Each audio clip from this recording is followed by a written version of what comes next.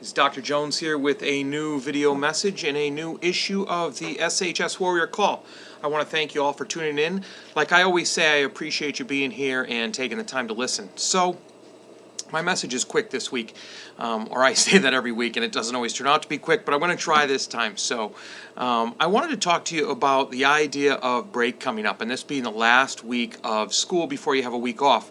This is a time where people get together, they celebrate, or a lot of people do, and they have relatives come in and they have different family members show up and different friends show up and things like that. And I wanted to take the time and explain to you the importance of making a connection.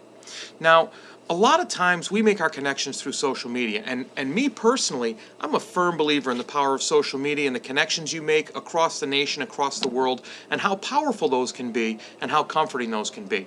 But I want you to take the time and think about, when was the last time you took the time to make a personal, genuine connection, face to face. I'm talking about time longer than it takes to tweet, to post, to send a message, something like that. So I'm going to give you 3 quick ways to help you out with that. First, you have to stop talking and listen.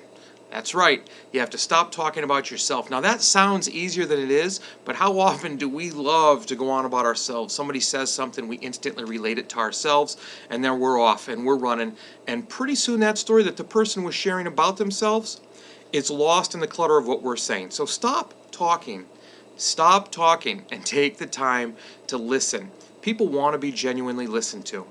Step number 2, make a connection to somebody else in your life or somebody else that you know with what that person's saying. So say they're telling you a story or something that they like, make a connection to somebody else you know. And I say that for a couple of reasons. You see, if you do that, the first thing it does is takes you out of the picture. You are now no longer going to be worried about talking about yourself. So instead of waiting to say something, you're truly listening and you're thinking and you're making that connection. And 2, what it does is once they're done talking, you probably know why that other person thinks that way or why they told you that story, and you can ask a question of that person and compare what you know about the other person to them.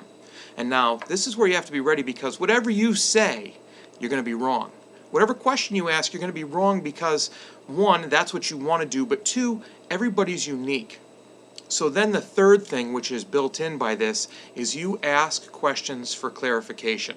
Now these are genuine interest questions, open-ended questions, can't be finished with a yes or a no. What you need to do is ask that person why they think that. Ask that person why they believe that. Ask that person why they're interested in that, and be interested in their answer. And boy, can you remember any time you've talked before and somebody asks and genuinely listens about why you're interested in something or why you like something? How much more you talk? If you follow these 3 things, there's no way you cannot make a connection with somebody, I promise. And so then what you get to do is, over this break, over the time coming up, when people come in and out of your life that you don't necessarily get to talk to besides maybe social media, you can make a genuine connection with them.